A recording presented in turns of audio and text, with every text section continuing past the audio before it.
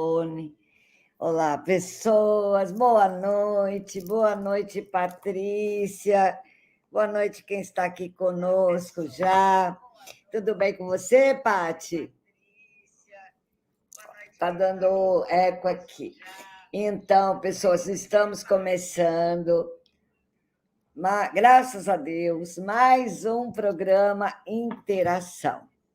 Esse programa que vem surpreendendo a todos nós, porque traz temas tão maravilhosos, tão relevantes, e principalmente porque esses convidados vêm de peito aberto, eles vêm doando esse tempo, esse conhecimento, todo esse aprendizado da vida para compartilhar graciosamente com todos nós.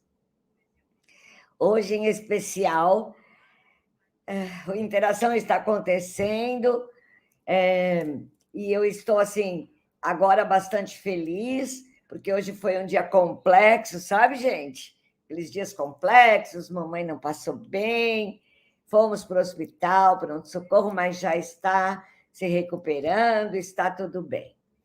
O professor Amaro, ele traz hoje um texto incrível e um tema maravilhoso. Ele vai trazer para todos nós a inteligência existencial, que, no caso do programa Interação, ele vem como a última inteligência de Gardner. No mês que vem, essa semana que é tão especial, né? Traremos no mês que vem, no próximo Interação, a doutora Marta Helvas estará conosco no dia 20, próxima quinta-feira, com um tema também muito bom, muito interessante, que é as contribuições da neurociência para uma educação inclusiva. E hoje teremos o escritor, nosso querido, maravilhoso, professor Amaro França.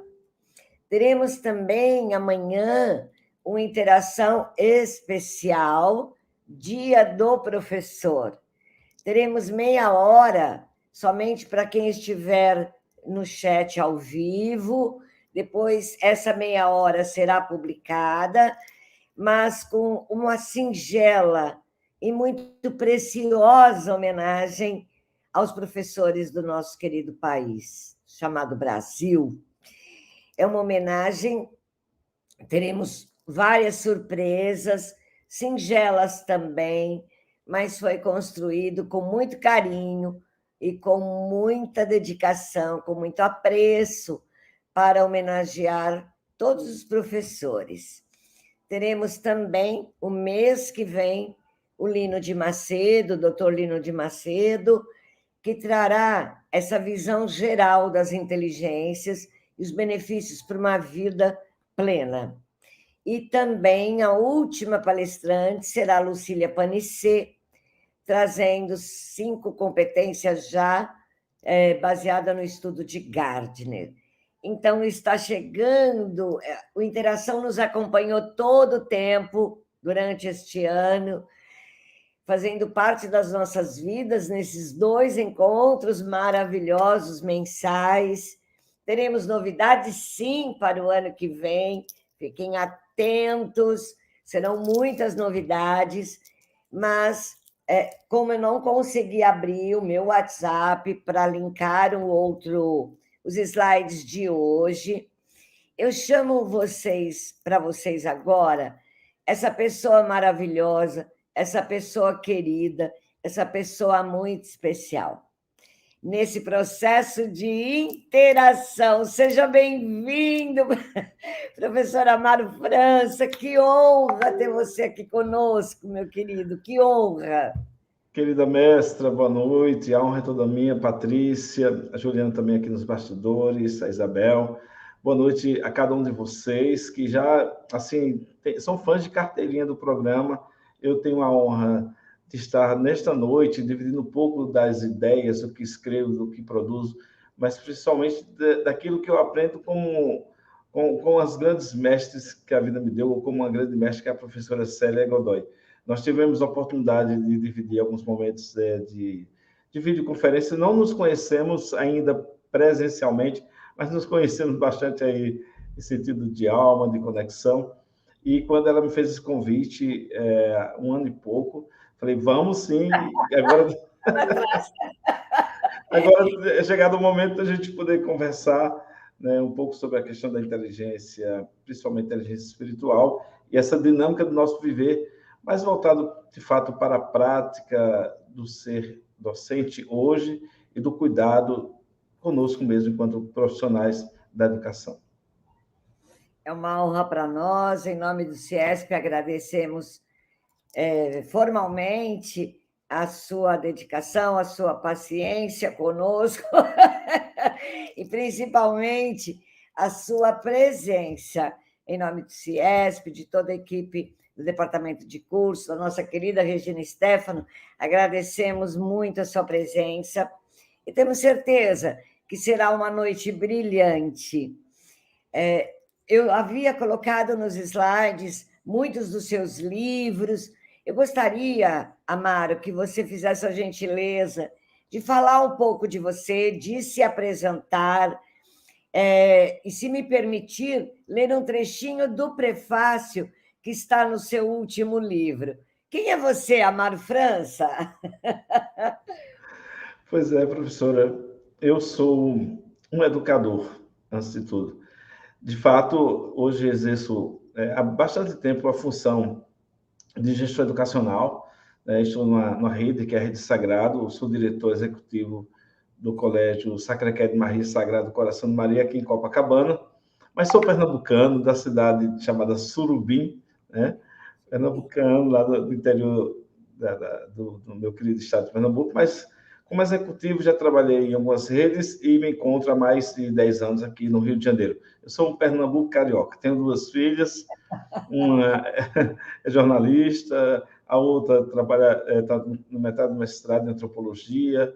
Então, assim, um pouco dessa minha história breve, mas sou uma pessoa apaixonada pela educação, e por isso que sonhos, né, tenho as minhas utopias, tento produzir e estar com pessoas que também nos inspiram para a gente poder deixar a semente da palavra, a semente do verbo, a semente da transformação.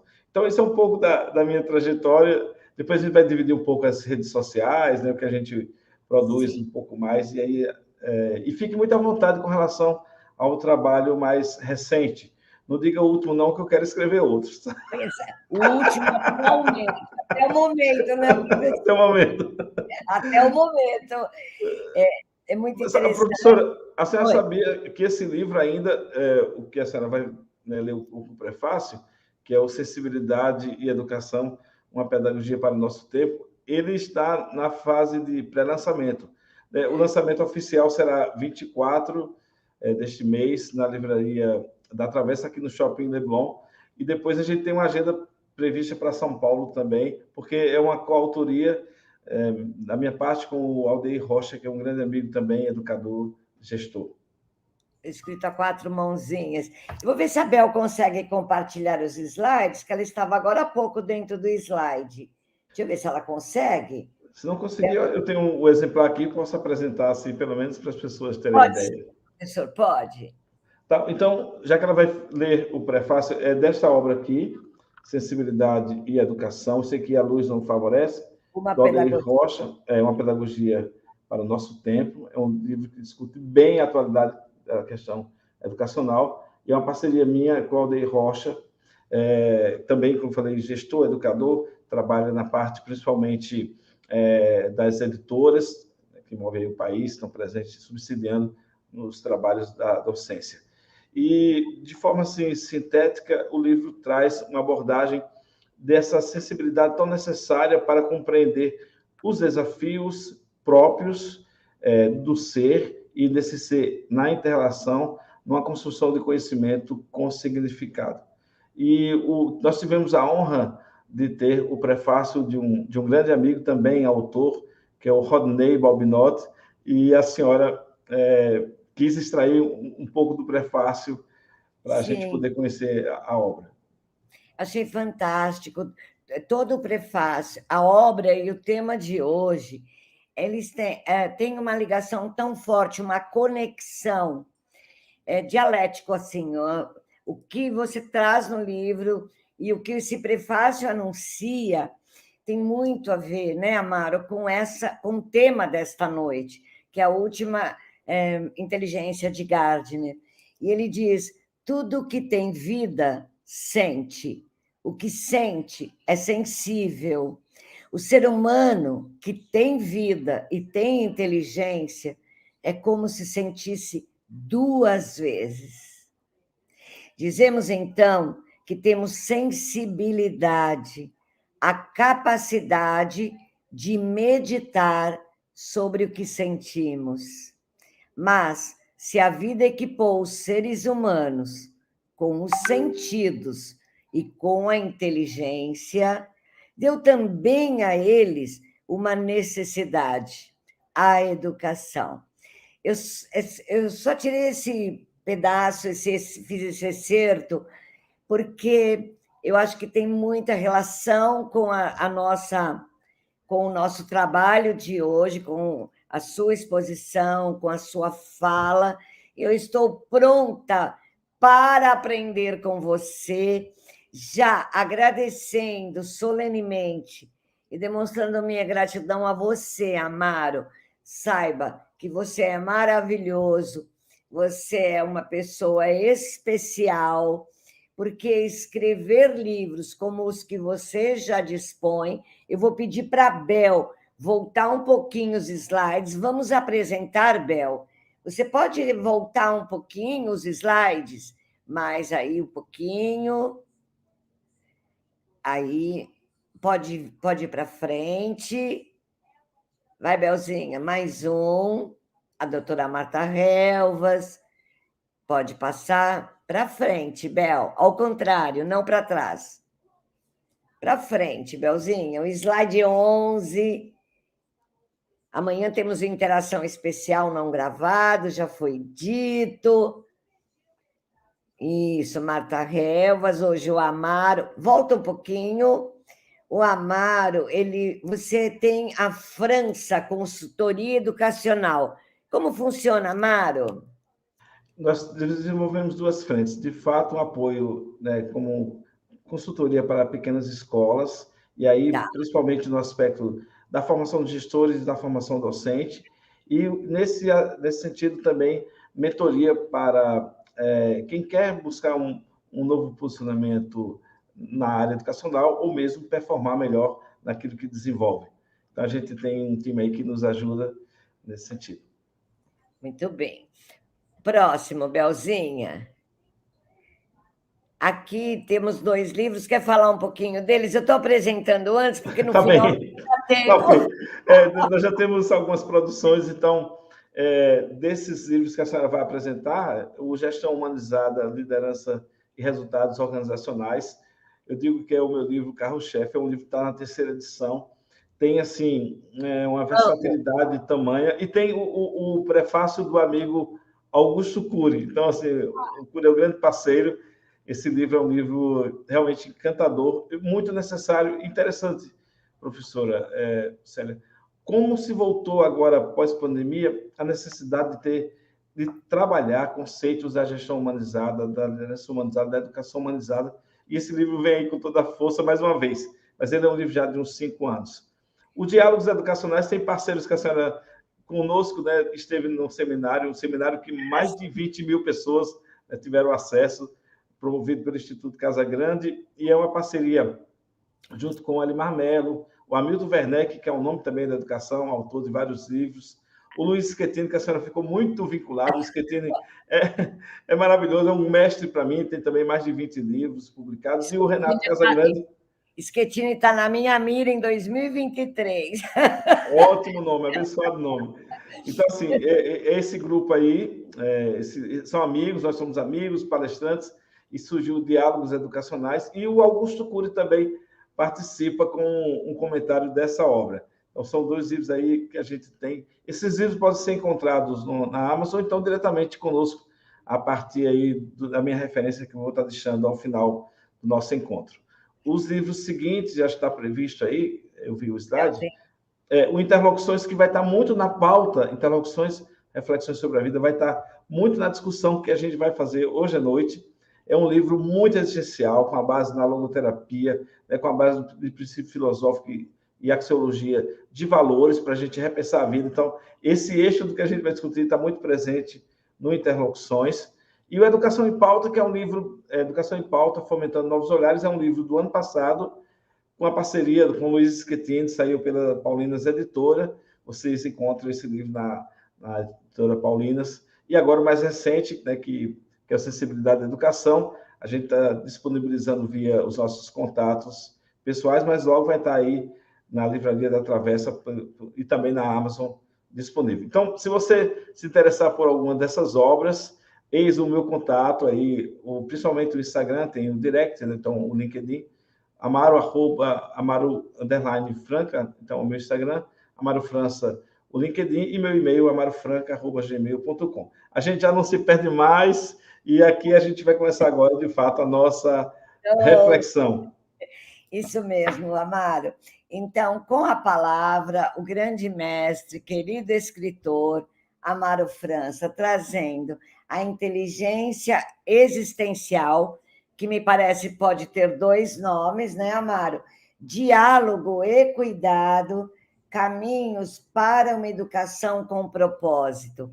Eu só quero deixar registrado que eu fui presenteada com todos os livros do Amaro.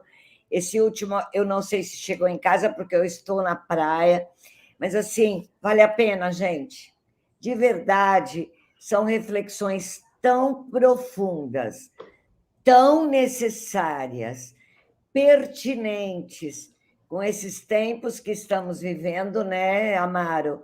De mais humanização, de uma interlocução verdadeira, até com o sentido da vida e com os propósitos que a gente se dedica a cumprir nesta vida. E o que significa, então, Amaro, como você quer começar a inteligência existencial? De onde ela veio, como ela surgiu?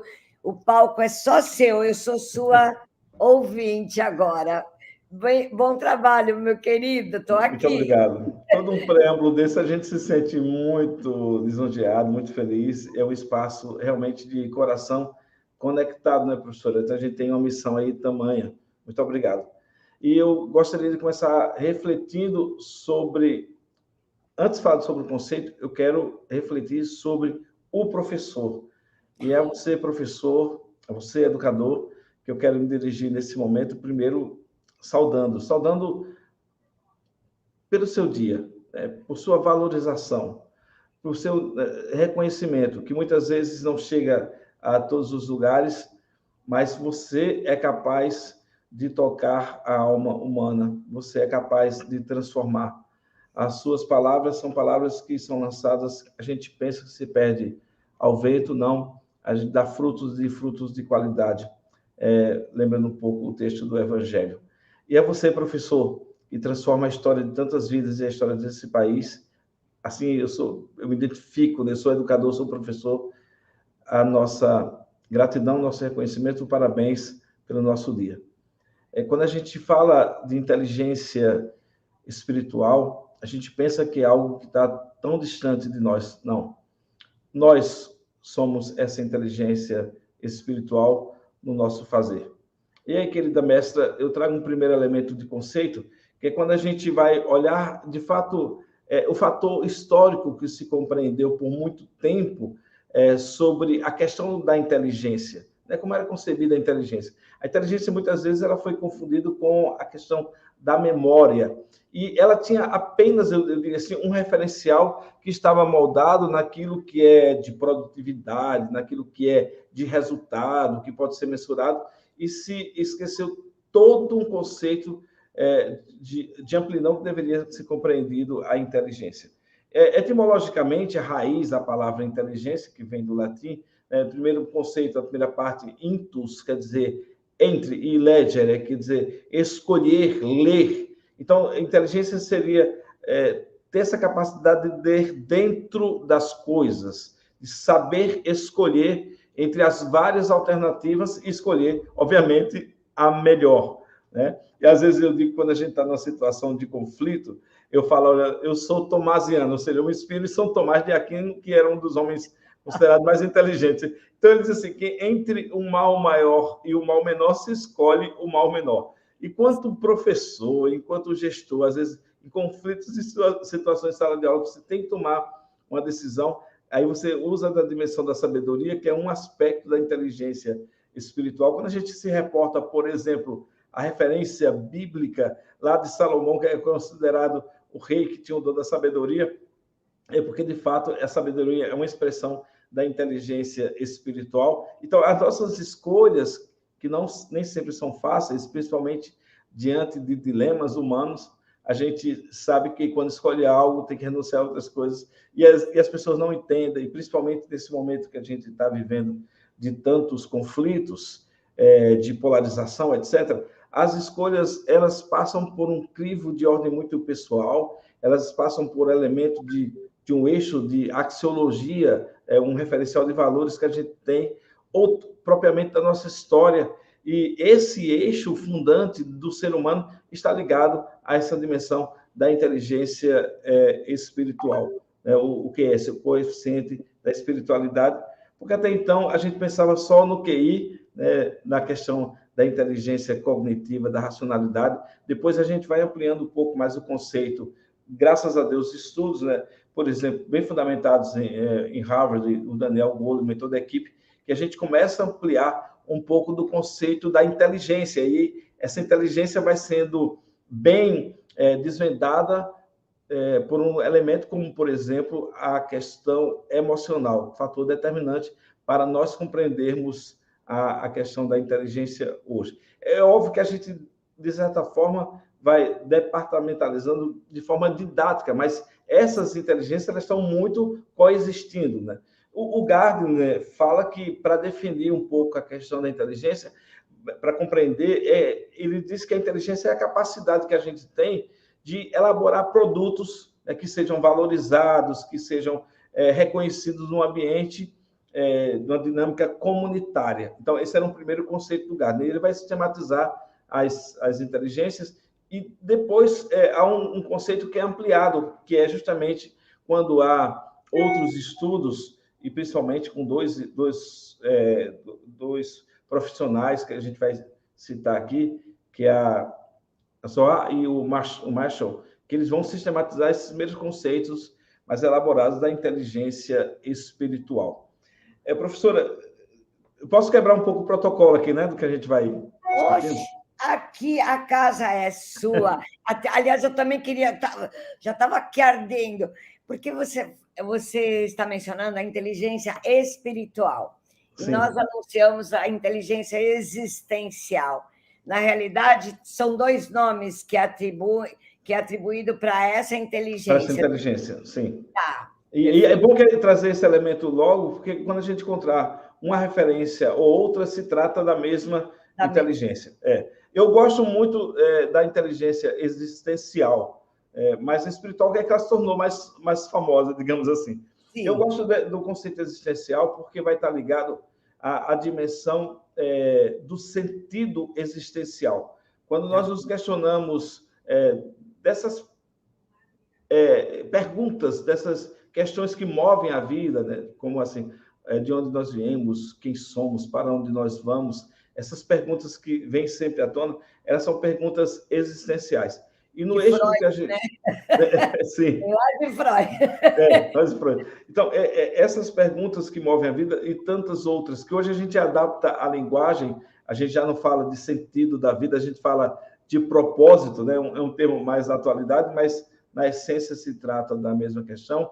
Essas perguntas, elas são movidas, são motoras de como a gente se posiciona diante da vida. E a inteligência existencial ela vai estar muito ligada, por exemplo, à dimensão do sentido da logoterapia, né? Que aí tem a grande referência do Viktor Frankl, que trabalha que é o grande pai da logoterapia, que trabalha com a dimensão existencial. É óbvio que a gente tem outros pensadores outros psicólogos, mas trabalhar com a dimensão do propósito e da busca de sentido, esse é o eixo central da inteligência existencial ou da inteligência espiritual.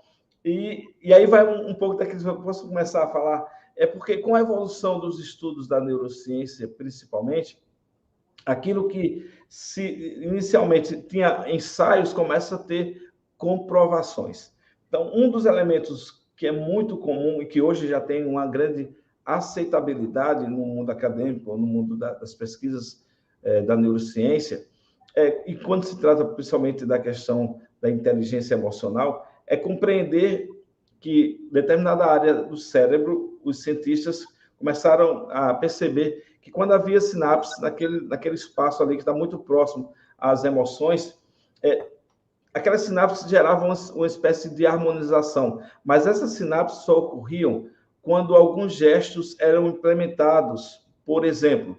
E aí eu falo para a gente ter essa vivência, né, consigo própria, cada um, mas também pode aplicar na dimensão da sala de aula. E eu estou falando aqui de um conceito de espiritualidade, não estou falando de religião A, B ou C, né? É mais um conceito de espiritualidade, dessa seiva que vai alimentando a dimensão do espírito humano. Então, o que é que os cientistas identificaram? Identificaram que quando a gente faz, por exemplo, um gesto desse, de adoração, ou um gesto de louvor, ou um gesto de acolhida, ou que se ajoelha, nesse espaço cerebral, né, nessa dinâmica cerebral, acontecem sinapses que vão espalhando uma certa harmonização que todos os outros elementos, principalmente do coeficiente emocional, eles vão tendo um nível de harmonia e digamos assim, de uma transformação hiperpositiva. A esse ponto, os neurocientistas começaram a chamar de ponto de Deus.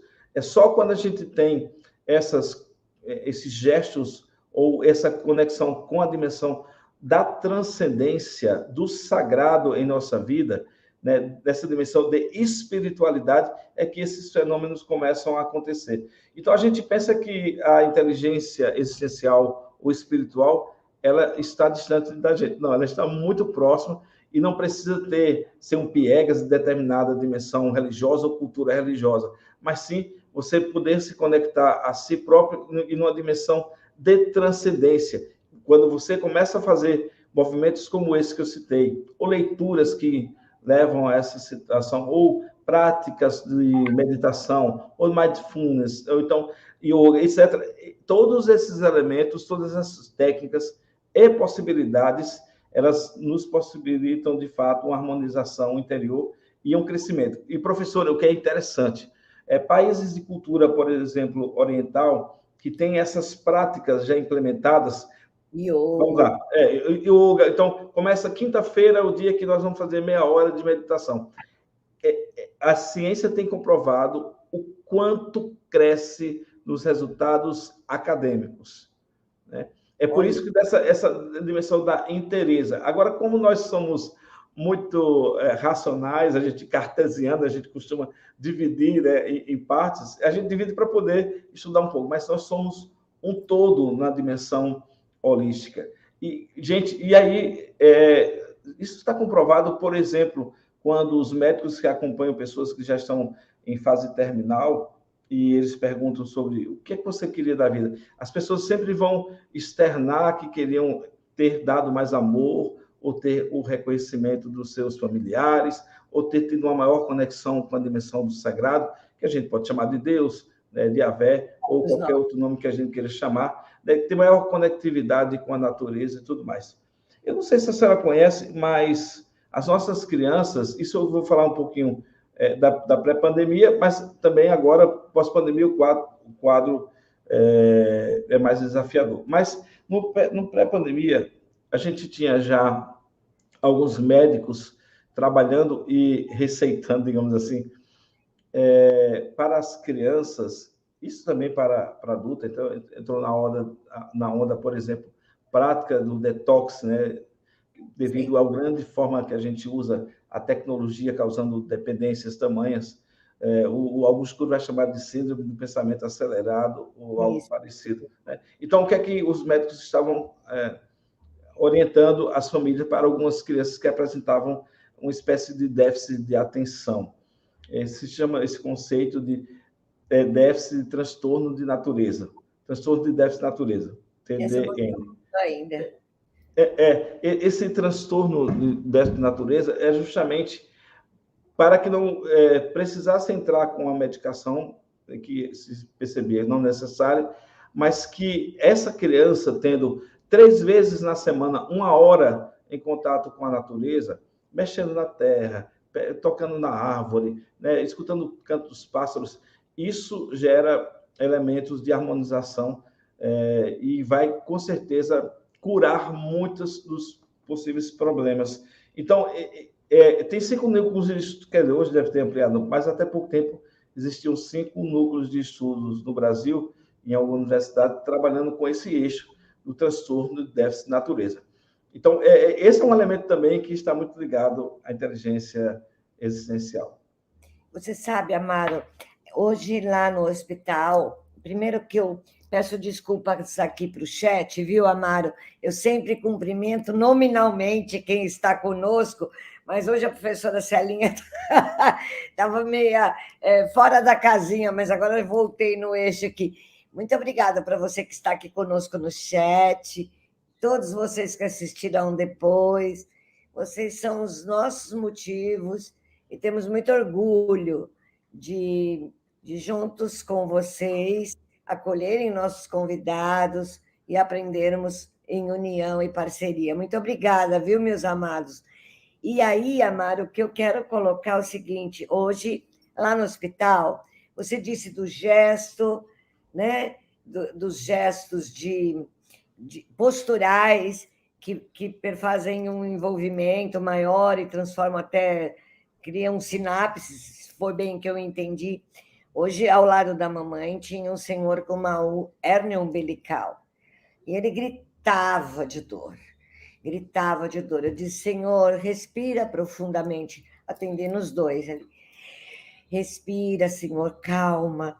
O senhor tem fé? Ele disse, tenho. Ele disse, poste sua mão, eleve seu pensamento. Falei isso hoje no hospital.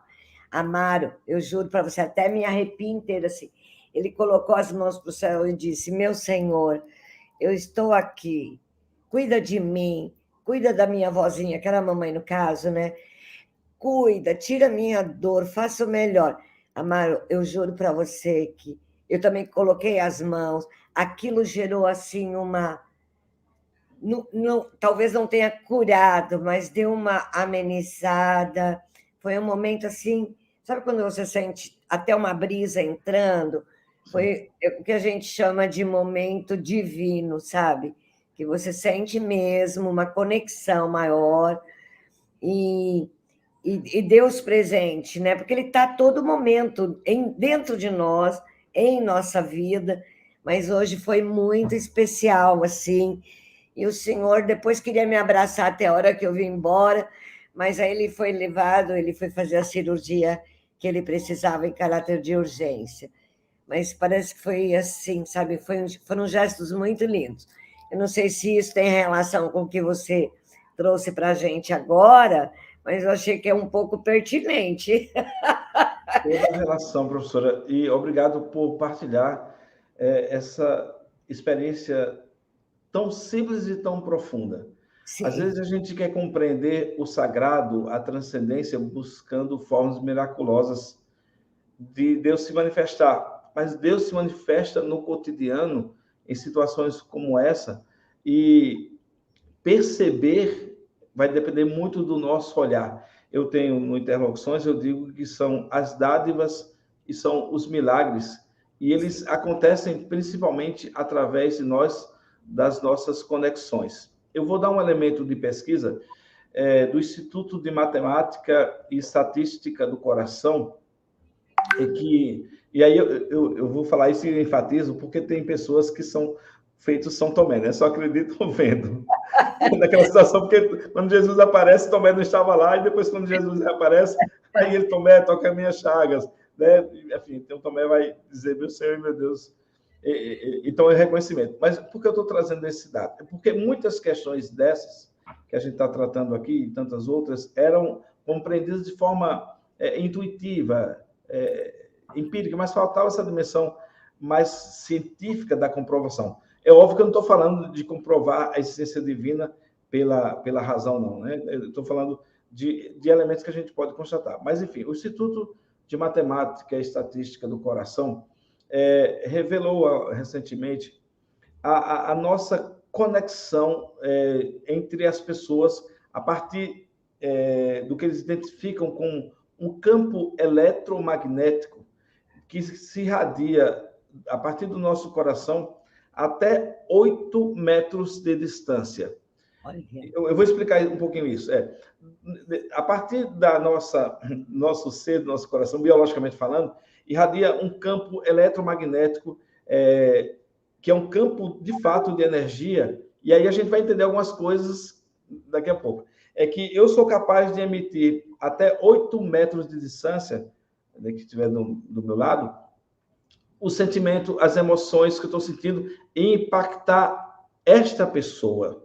Por isso que, às vezes, a gente está em determinado ambiente e diz assim, gente, eu estou me sentindo um pouco mal, é porque nós irradiamos nesse campo eletromagnético.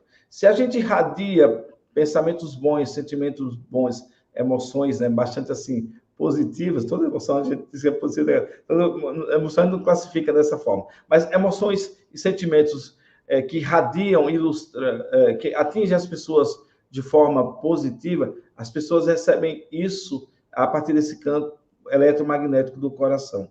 E a gente compreende também o contrário, quando nós estamos circunspectos, com raiva, com rancores, com decepções, a gente também irradia isso. Então, esse fenômeno que a ciência começa a comprovar da irradiação, eu estou falando do ponto de vista científico, ele é um fenômeno mesmo de inteligência existencial, de inteligência espiritual, e que, nesse momento, a senhora criou uma espécie de rapport, onde emanou a partir da sua palavra, e a palavra ela tem uma força tamanha, a palavra é um pedaço de nós, é a palavra, a partir da palavra que também nós nos doamos, e a senhora se doou àquele senhor que teve a abertura para acolher a sua palavra e tinha uma dimensão de um campo já fértil, de fé, e na atitude de louvor que ele faz, de pedido de clamor que ele faz, recebe a graça e que se irradia para ele e para a sua mãe e para a senhora. Sabe aquela história que a gente diz assim, você encontra alguém e, gente, essa pessoa tem uma energia boa, se for kardecista, vai dizer, essa pessoa tem uma áurea boa, essa pessoa... Eu vou contar um episódio que aconteceu bem recente comigo, foi muito interessante. Isso há mais ou menos uns 10 dias. Mas antes de falar desse episódio, deixa eu saudar umas pessoas que eu estou vendo aqui, inclusive a minha cunhada está aqui, eu quero mandar um beijo para ela. Para ela, ó, é professora. Então, deixa eu lembrar uma referência. Eu fui há uns dias convidado para dar uma palestra numa comunidade lá em Niterói, na comunidade do Viradouro, Vidigal aqui no Rio, em Viradouro. E aí, de fato, um trabalho lindo numa creche que tem lá, e é uma creche das irmãs, mas a partir de pessoas leigas que conduzem, um trabalho fantástico mesmo. Eu vou descendo da comunidade, encontro uma pessoa que está vendendo empadinha, aí a irmã que estava comigo comprou tal, e ele me olha, né, me viu com as irmãs, com a religiosa, e falou assim, padre, o senhor pode me dar uma bênção? Uma bênção você não nega a ninguém, né, irmã? Então... Aí eu falei, Deus te abençoe, meu filho. Aí a irmã começou a rir. Falei, professor, você não ia negar uma bênção? Eu falei, não, então ele pensou que era padre. Tudo bem. Morri de rir, passou. Esses dias eu aqui descendo no meu prédio, então tinha um senhor que estava consertando o elevador, e aí ele, quando eu desço, ele falou assim, senhor, eu posso te perguntar uma coisa? Eu falei, pode sim. Aí ele disse assim, o senhor é pastor? Amado, eu não sabia dessas...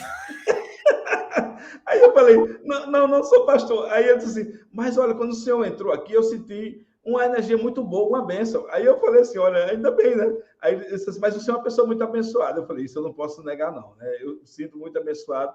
E aí eu acho que a gente tem que cultivar essas dimensões boas que a gente recebe no dia a dia, esses sinais, E se a gente irradia esse amor para o mundo, né, sendo amor ao mundo, a gente está fazendo um caminho de inteligência espiritual. Eu vou lembrar que na sala de aula, professor, né, você docente, o quanto você é transformador, você não pode imaginar o impacto que, às vezes, o seu olhar, a sua palavra, né, a sua sensibilidade toca a vida dos nossos alunos, principalmente que a gente está falando aqui da questão da inclusão, esse olhar muito especial, esse olhar muito terno, porque é um olhar de empoderamento dentro da possibilidade que o outro pode dar e ser. A questão que a gente quer padronizar é fruto mesmo desse conceito de uma escola, né, telefordista, escola da época da industrial, e a gente quer que todo mundo entre numa espécie de padrão sem respeitar as singularidades. E o nosso papel é poder compreender o outro como o outro é e poder, a partir do olhar de um verdadeiro educador, transformar a vida. E quando você faz isso, você está usando da inteligência também espiritual. Tudo que está na dimensão valorativa, axiológica, de empoderamento do sujeito, da sua conexão consigo mesmo, e ligado à dimensão mais da transcendência, que são os mistérios da vida, está ligado à dimensão da inteligência espiritual, existencial, da dimensão do cuidado, né? Da dimensão da verdadeira educação que transforma. Amaro, seria o contraponto do ter? Isso. A gente tem uma referência que a senhora, até nos nossos bastidores, partilhou algo muito específico. Quando eu falo o ter como elemento necessário para o bem viver, tá ótimo. Mas quando o ter passa a ser o propósito do viver, isso. Aí entra num contraponto realmente de falta de sentido e de crise existencial. Não é à toa, professora, que a gente tem visto pessoas de alto poder aquisitivo entrar em quadros de depressão ou mesmo o quadro extremo de suicídio. Justamente porque falta uma dimensão de sentido mais amplo. Eu vou citar Agostinho, Santo Agostinho. Fizeste-nos para vós, Senhor, e o nosso coração não estará em paz enquanto não repousar e não voltar para ti. Há uma sede dentro do homem, no coração do homem, da pessoa humana, que só é preenchido por Deus.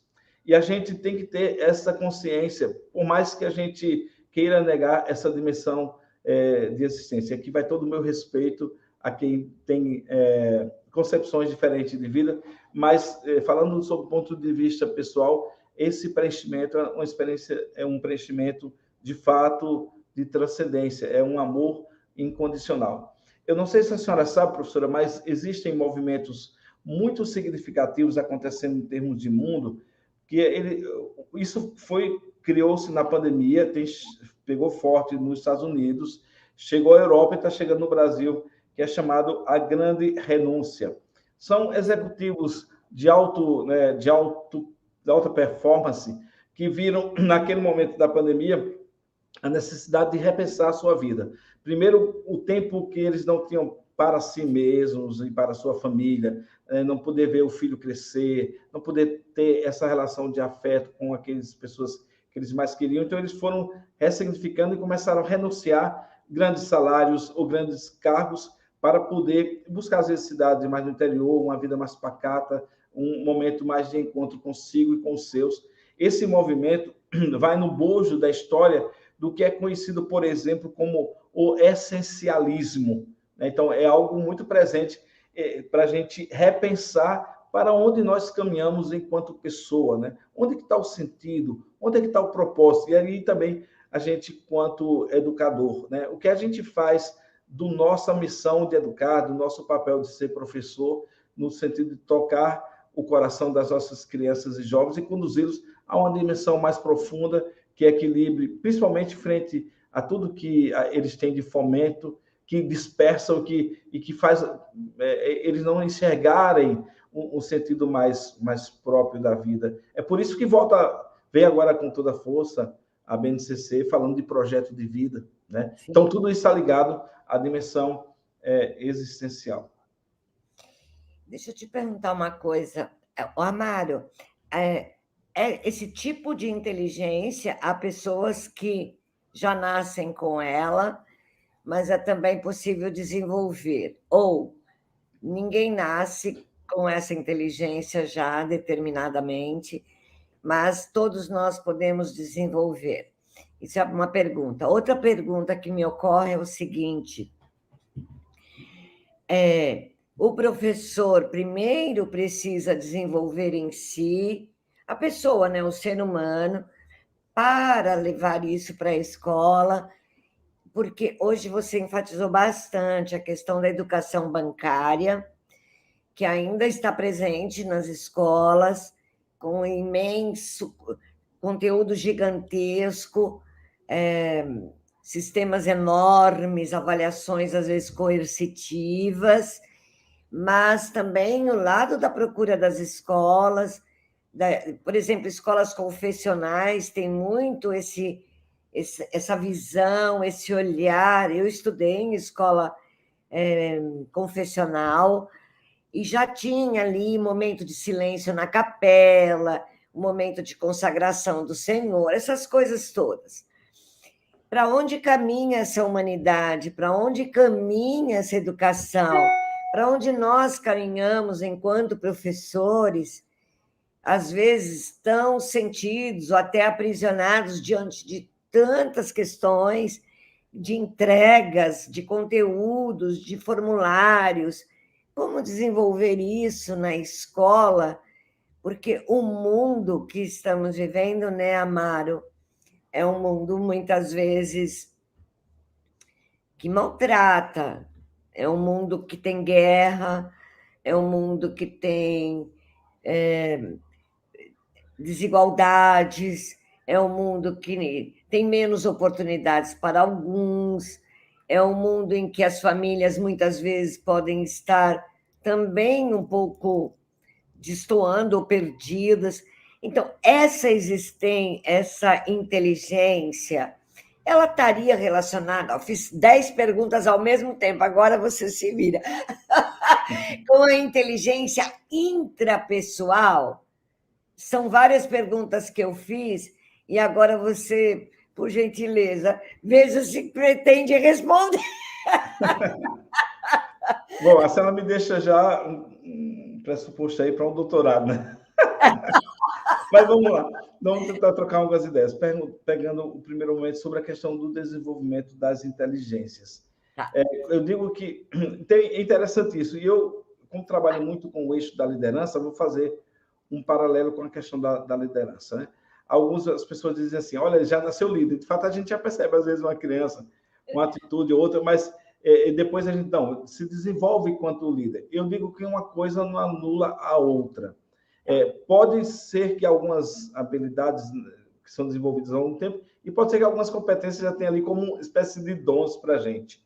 Mas o que é importante é que a gente desenvolve todas as inteligências se a gente tiver foco, né, se a gente tiver disciplina, se a gente tiver técnica que vai sendo ali construída. Aí você vai dizer assim, mas Amaro, mesmo a inteligência espiritual, sim, mesmo a inteligência espiritual. Na hora, por exemplo, que eu tenho uma dificuldade de fazer uma meditação de 10 minutos, eu começo com 2 minutos, ao longo do tempo eu vou preparando o ambiente, externamente e internamente, a minha mente para fazer uma meditação. Então, a inteligência espiritual também, ela é cultivada, ela é plasmada, ela é edificada a partir de espaços e momentos próprios, né?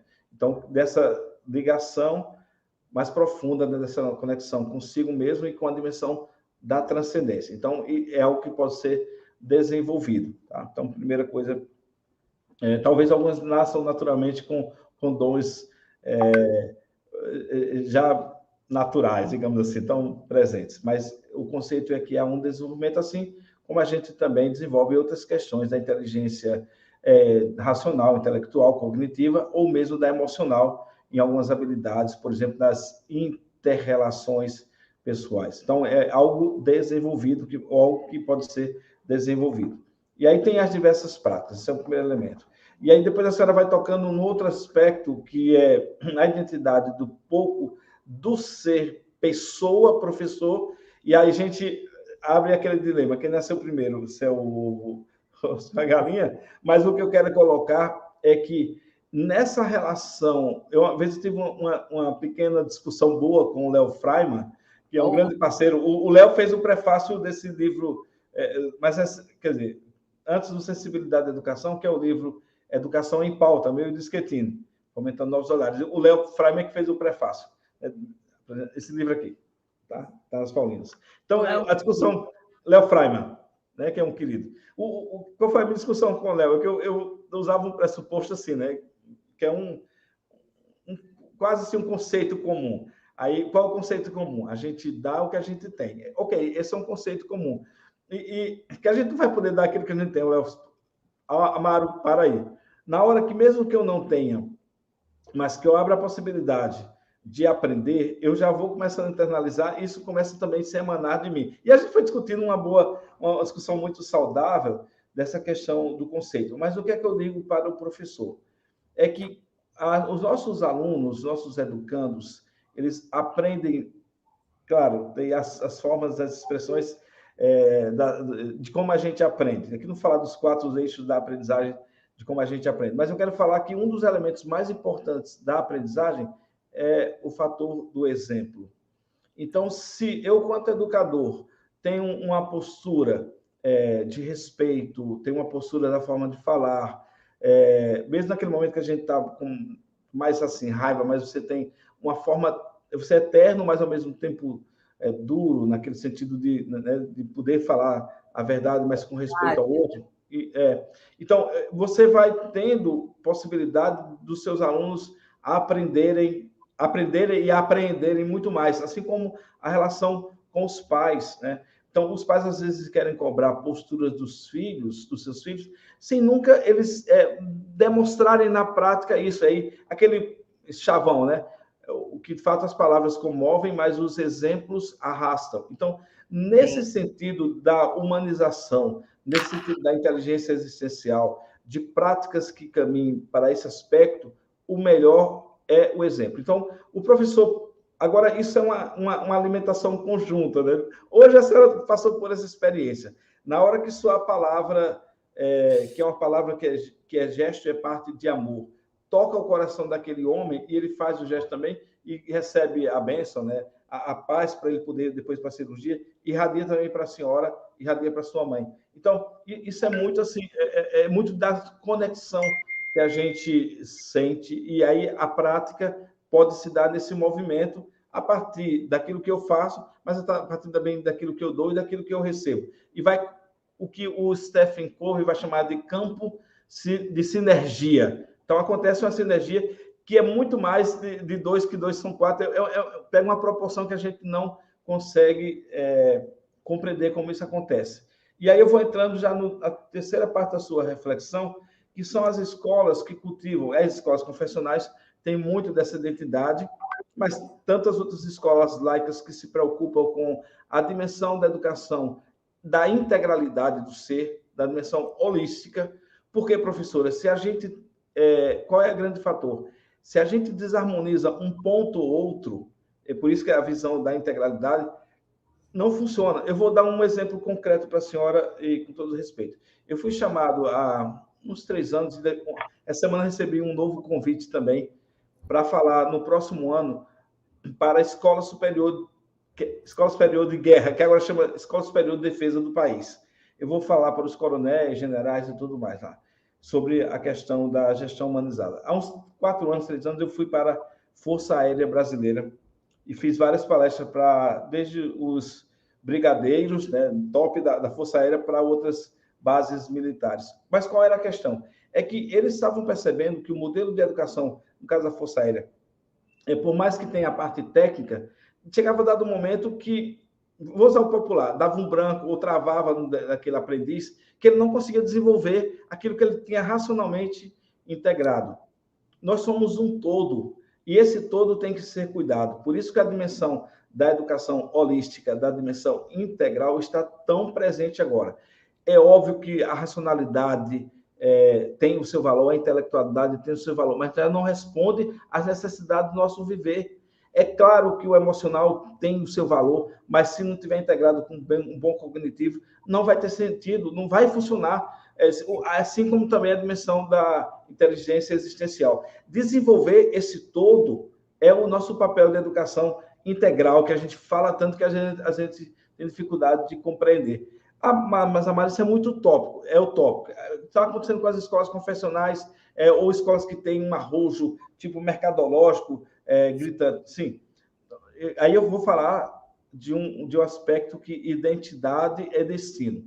Como a gente se identifica, qual é a nossa identidade, aponta para onde a gente quer ir. Né? Qual é a minha concepção de referencial axiológico, de referencial de valores, de referencial de sentido da vida, vai dizer também como eu quero viver. Né? Vai dizer como das minhas práticas, vai dizer do que eu emano às pessoas e do que eu recebo. Vai dizer do tipo de mundo e de legado que eu quero deixar para a humanidade. Agora, se eu sou aquela pessoa atroz, né? Eu sou aquele que pensa que estou caçando o tempo todo, etc. Eu também estou falando da forma que eu quero compreender. Então, isso seria o grande referencial, o paradigma de existência que eu adoto para mim e que eu adoto para as minhas práticas. Eu, por exemplo, já recebi convites de algumas redes, assim, eu declino porque não condiz com o meu perfil de concepção de mundo, de existência, de humanidade. Eu não quero entrar numa onda dessa. Então, assim, e às vezes a gente até pode ir por dinheiro e aquilo começa a ter dezenas de problemas, de dores que se transformam no nosso organismo, porque a gente não está alinhado, harmonizado com aquilo que é da essência da gente. A vida é muito efêmera, é muito passageira, né? E eu acho que a gente tem que dar sentido e fazer as coisas com muito amor. Eu digo que não tem dinheiro no mundo que pague se você não está bem ou não coaduna com o perfil do lugar que te chama, ou é controverso aquilo que você acredita e aquilo tudo que você busca. Então, hoje, essa inteligência existencialista, poderíamos dizer que é a base fundante para o encontro consigo mesmo, para a busca da paz, para a elevação da nossa alma, em harmonia com o educando, com a minha sala de aula, com o meu ser e estar nesse mundo, Amaro. Não sei se eu estou divagando hoje. Não, a senhora está fazendo uma síntese fantástica. É isso mesmo, o que os teóricos chamam de inteligência da alma.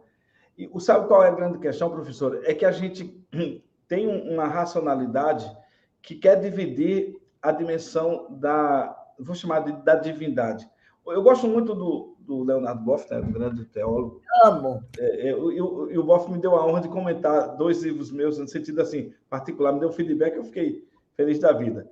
Eu guardo esse e-mail até hoje. Mas ele coloca o seguinte, Jesus era tão humano que só podia ser divino. Quando a gente fala do profundo do humano, a gente está falando também do divino, a gente está falando também da transcendência, a gente está falando das conexões que vão muito além desse olhar que a gente tem aqui, né?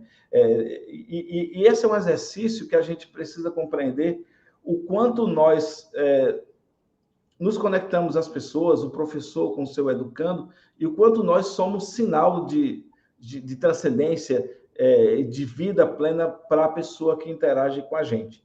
Então, eu falava, por exemplo, da palavra, a senhora hoje teve a experiência do gesto, a gente tem O professor, é tão impressionante isso, porque a gente se toca... Vamos pegar aqui a tecnologia, nesse momento. Várias pessoas que estão nos assistindo aqui, acompanhando um pouco a reflexão, elas estão tocadas lá no lugar, no espaço dela, por aquilo que a gente está refletindo. E isso tem um impacto na vida delas de transformação. Isso é uma dimensão de inteligência existencial. Porque nós não alcançamos, muitas vezes, ou quando a gente quer racionalizar demais, estratificar um pouco essa concepção. Mas nós somos seres de conexões, nós somos seres que somos chamados a uma dimensão de transcender essa realidade a partir do simples que a gente vive, do cotidiano que a gente vive.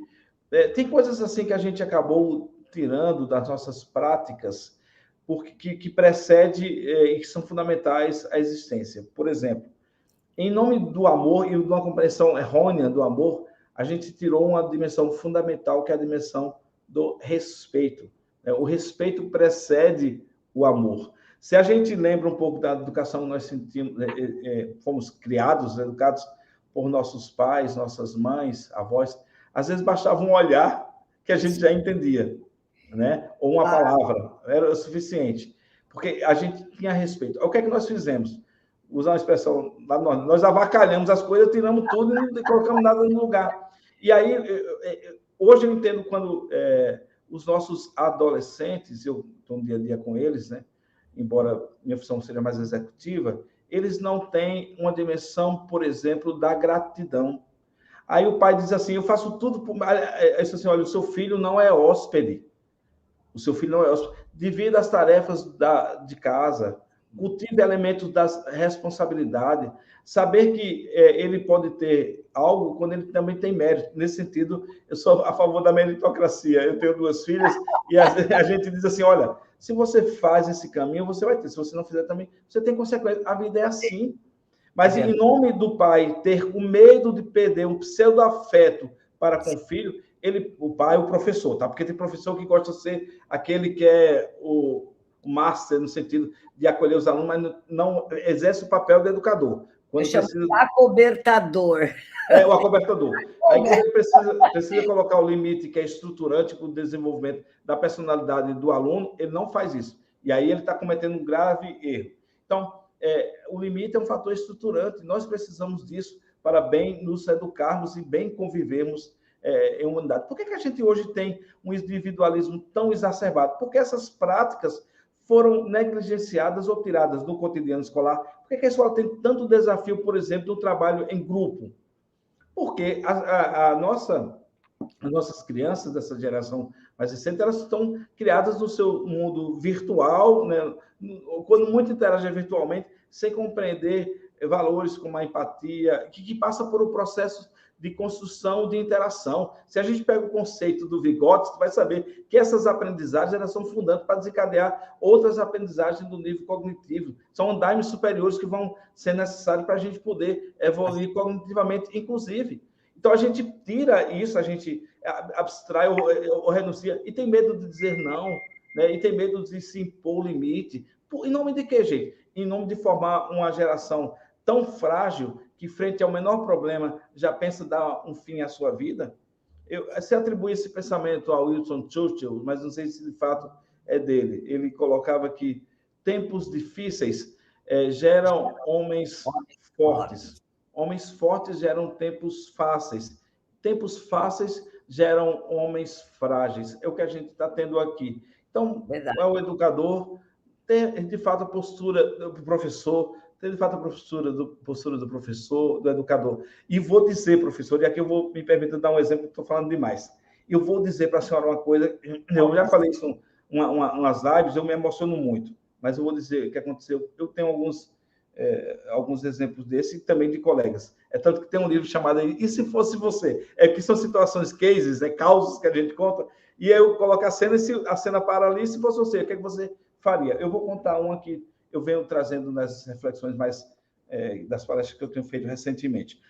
Há uns 18, 20 anos, eu era diretor de uma escola de grande porte, e naquela época a internet estava chegando aqui, e no prazo de 24 horas, um aluno da terceira série do ensino médio mandou 48 e-mails para a escola, dizendo que ia matar pessoas, que ia tocar fogo, que isso, aquilo, outro.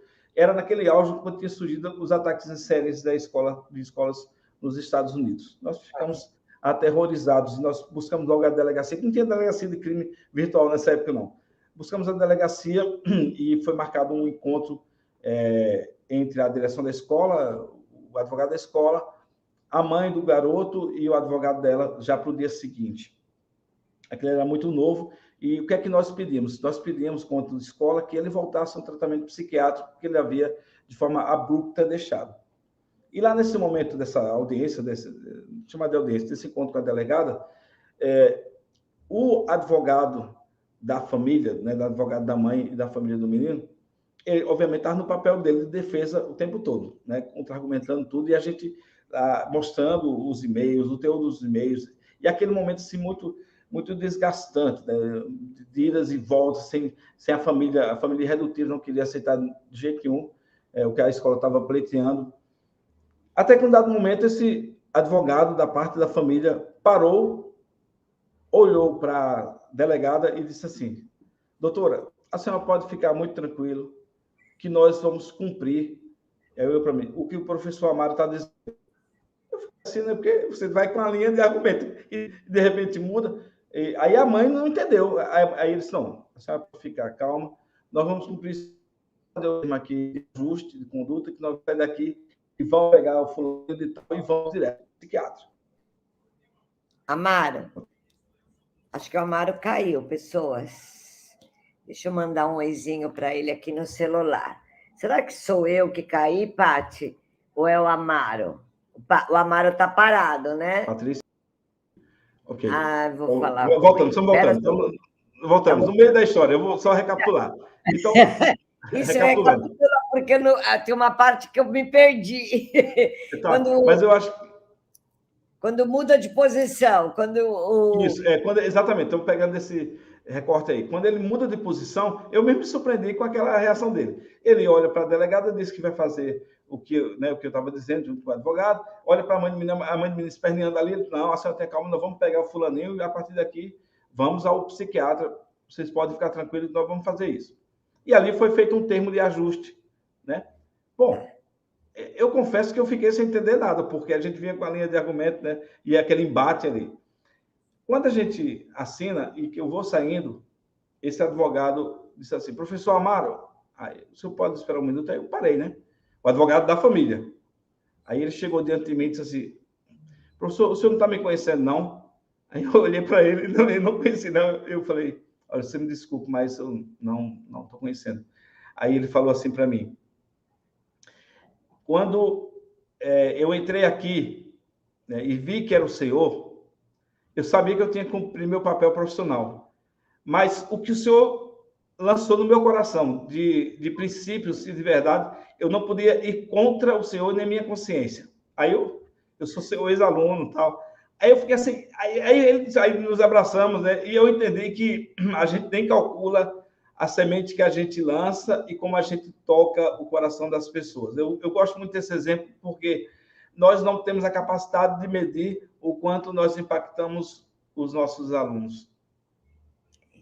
Sabe o que eu digo, Amaro? Que lindo exemplo. Eu digo assim, que os nossos alunos carregam um pouco de nós, né? Aquilo no qual eles vão se constituindo, tem um pouco de professora Amaro, um pouco de professora Celinha, e assim como nós também carregamos todos os meninos pelos quais a gente teve a honra de conviver. Eu queria que você trouxesse, Amaro, lindo esse exemplo, meu Deus. Olha, o respeito perdurou uma vida, né? Eu queria que você trouxesse algumas sugestões para que o professor pudesse, na sala de aula, desenvolver essa inteligência desde pequenininho nessas crianças, nesses jovens que precisam tanto ajudar essas famílias a desenvolver também. Como fazer tudo isso, Amaro? O tempo está voando, Amaro, oh meu Deus. E deixa eu comunicar a todos vocês aqui do chat, a única pessoa no mundo que me chama de senhora é o professor Amaro, tá bem? Mas ele está perdoado, porque ele é um ilustre senhor, eu sou fã dele número 1, então eu meio que autorizei ele me chamar de senhora. Mas vamos em frente, Amaro. Você tem alguma... É só brincadeirinha para descontrair.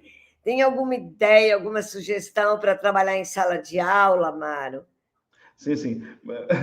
Professora, pegando rapidamente, então, 2 autores que eu citei, que é a Dana Soha e o Ian Meshel, né? Então, por incrível que pareça, ela fez formação em Harvard, depois ela vai para Oxford, ela fez psicologia e teologia, depois vai para Oxford, e lá ela conhece um médico, que é o marido dela, né? Depois de ser marido dela, ele também tem formação em psicologia e filosofia, e eles sistematizam um pouco dessas ideias mais fundantes, e aí, inclusive, para a prática da sala de aula. Então, eles sistematizam no livro 10 elementos. Eu vou citar pelo menos uns 5 aqui.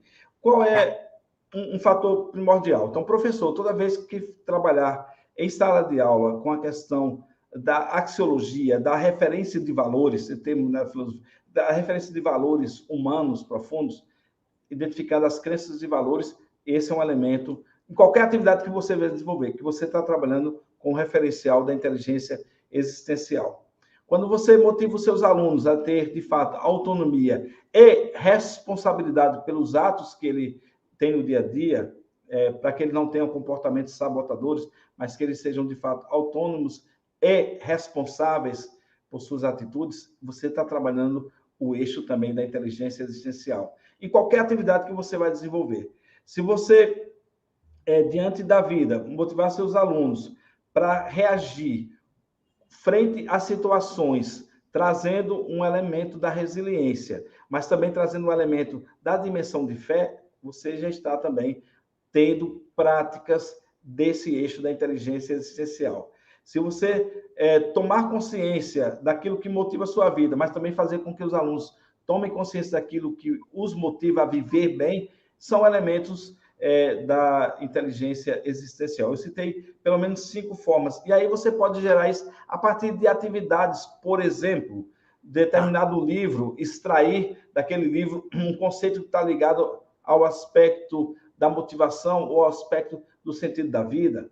Ou você criar jogos colaborativos. Já a atitude de colaboração já é elemento também da inteligência existencial.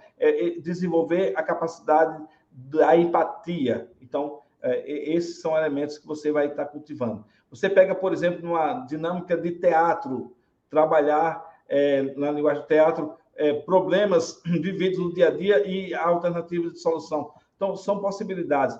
Construção textual, que você pode desenvolver com seus alunos, ou mesmo desenhos e pinturas que você pode explorar na parte mais de acessibilidade artística, trazendo esses elementos de valores fundamentais, humanos. Todas as vezes que nós percorremos esses caminhos, são formas de a gente estar cultivando elementos da inteligência existencial espiritual. Quer ver outra coisa?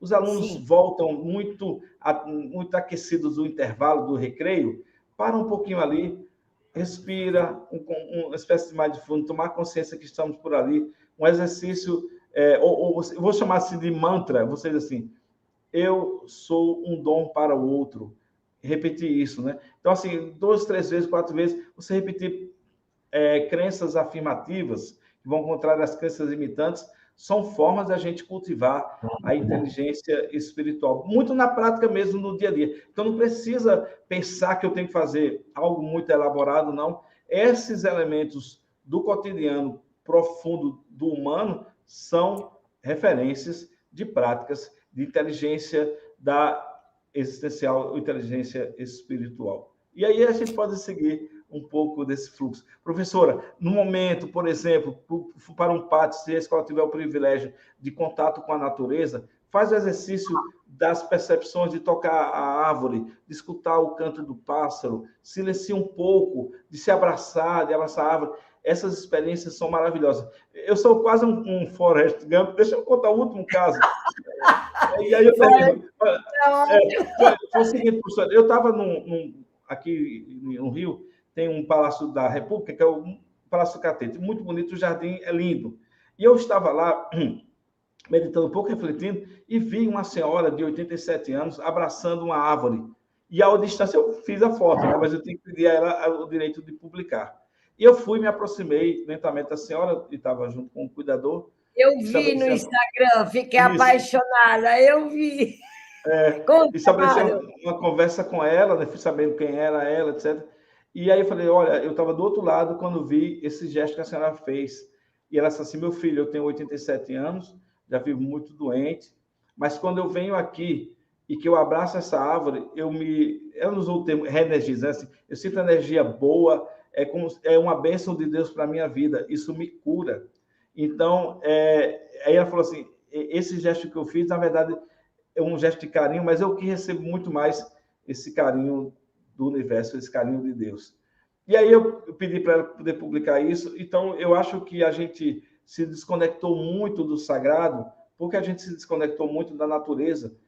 Não é à toa que no nosso DNA tem a mesma centelha de DNA que está nas estrelas ou que está nas árvores.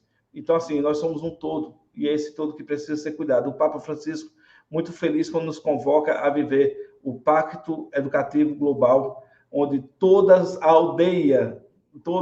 essa aldeia é responsável pela educação das novas gerações. E aqui eu quero terminar a minha fala dizendo que cada um de vocês, nessa noite, passa a ser uma pessoa especial para mim, assim como eu desejo estar conectados a vocês, que as minhas palavras, que as minhas reflexões cheguem como uma chama ardente para aquecer a inteligência espiritual de cada um e que você também possa irradiar isso aos seus alunos, aos seus colegas, fazendo esse mundo um pouco melhor a partir de você mesmo. Muito obrigado. Amaro, assim, encantada. Eu acho que você traz uma bonança, sabe, nesse momento. Hoje, um dia complexo para mim, dias de muitas instabilidades para o mundo todo, um tempo inédito que estamos vivendo. Você me faz crer e acreditar quanto é importante valorizar a vida não só pelo que temos, mas valorizar a existência. Eu acho que a inteligência e a existência é bem isto, tudo que você nos trouxe. E você é um ser já, eu diria, no último nível da pirâmide, deixando, sim, Amaro, deixando um legado. Você já passou, são 7 níveis da pirâmide de evolução do ser humano. Você está no último nível da pirâmide, que é quando o seu propósito de vida, ele cala, ele entra para as pessoas como um bálsamo.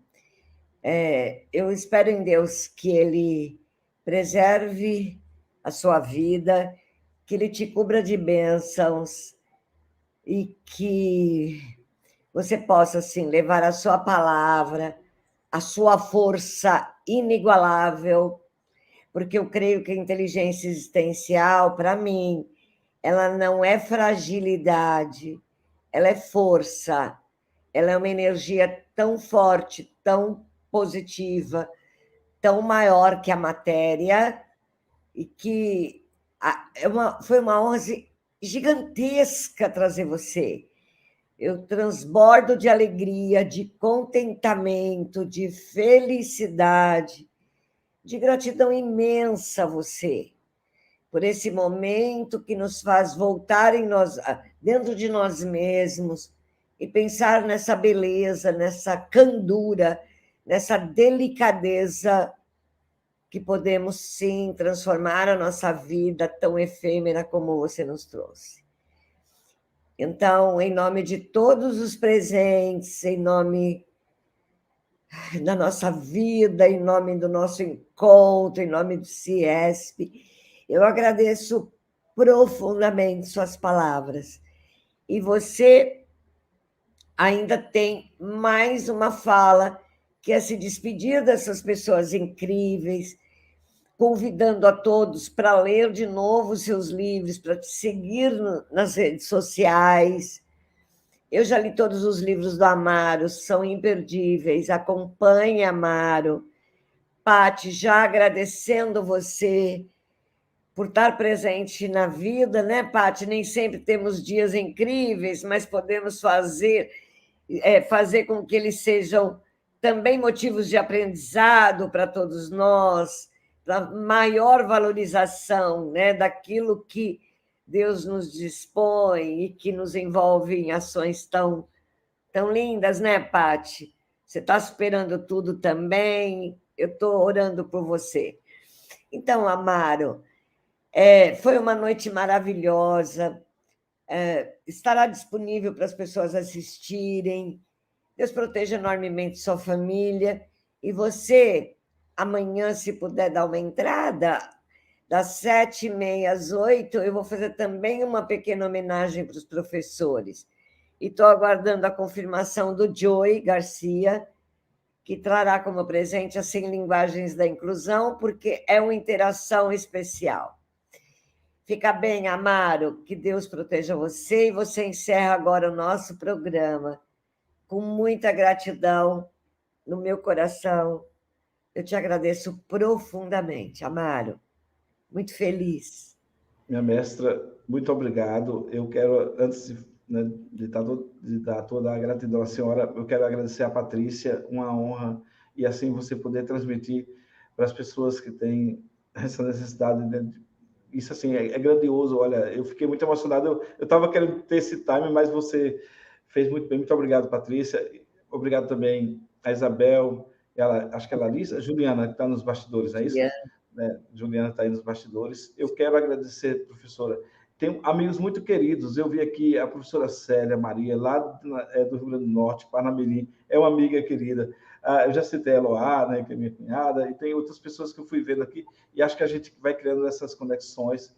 Se vocês quiserem me seguir no Instagram, Amaro_Franca, manda um direct, a gente vai trocando ideias, e muito obrigado pelo gesto carinhoso de estar conosco aqui e as manifestações que vocês nos fizeram. E a senhora professora Célia Godoy, a senhora é, de fato, uma mestra, uma pessoa iluminada, né? Eu tive a honra de dividir alguns espaços, e mais esse espaço de forma privilegiada, com tantos bons outros nomes, nomes que eu estudei na universidade enquanto estava na formação, que hoje são nossos pares aqui. A senhora, por ser uma pessoa iluminada, faz com que esse seu brilho atinja tantas pessoas e que pessoas, assim, aprendizes como eu, vejam na senhora uma inspiração. Muito obrigado mesmo por esse espaço. Obrigado a todos. Um beijo no coração. Muito obrigada. Obrigada ao CIESP por nos acolher e por tornar possível esse nosso programa. Até um dia, Amaro. Tem alguém querendo chegar? Ele está correndo para vir aqui. Vem, meu filho. Espera só um pouquinho, professor.